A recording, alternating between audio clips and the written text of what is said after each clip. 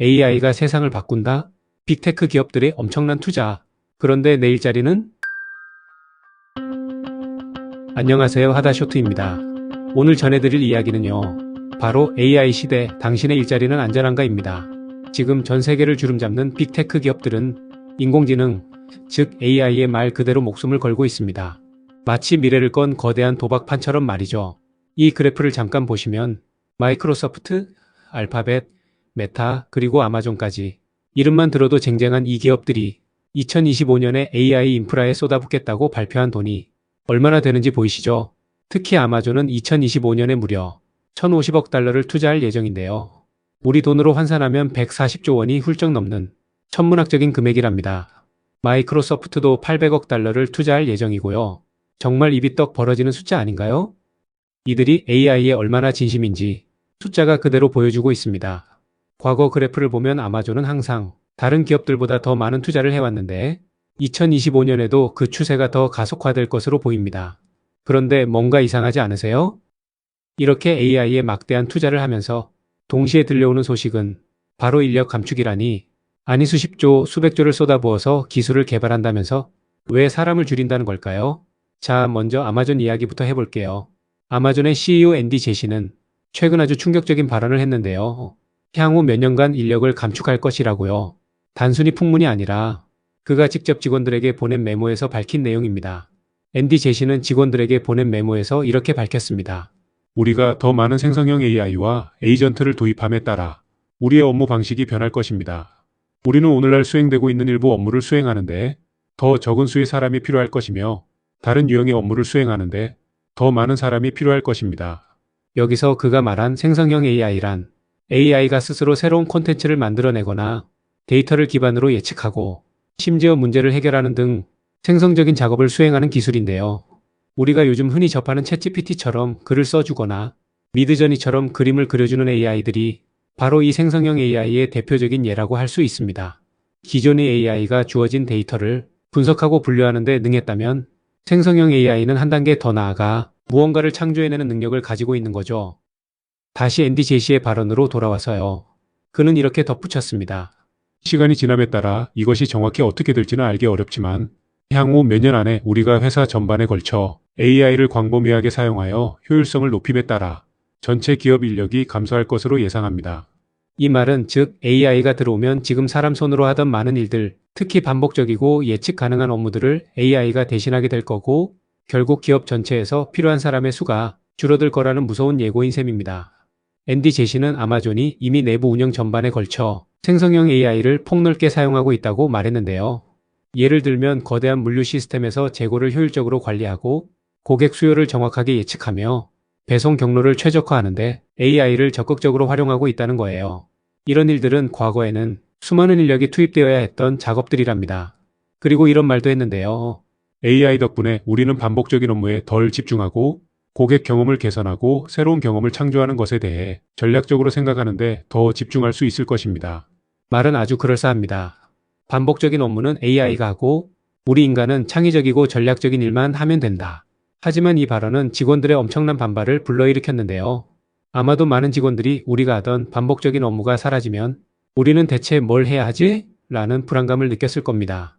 덜 집중하고 더 전략적으로 생각하라는 말이 사실은 너희 자리는 이제 AI가 대신할 테니 더 복잡한 일을 하거나 아니면 사라지거나 둘 중 하나다라는 메시지로 들렸을 수 있다는 거죠.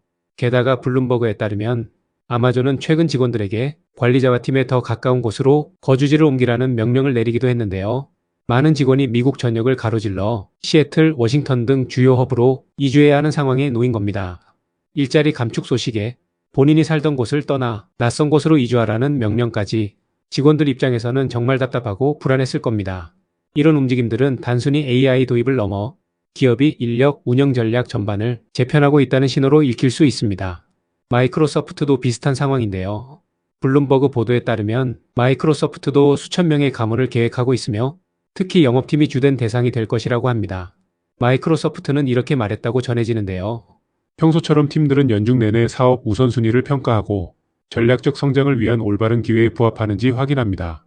그들의 말, 즉 전략적 성장을 위해 사업 우선순위를 재평가한다는 말은 결국 효율성을 높이기 위해 인력 구조를 조정할 수도 있다는 뜻으로 들립니다.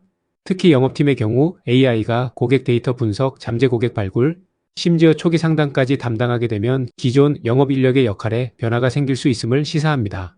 사실 이런 가문 소식은 빅테크 기업들에게 낯선 일이 아닙니다.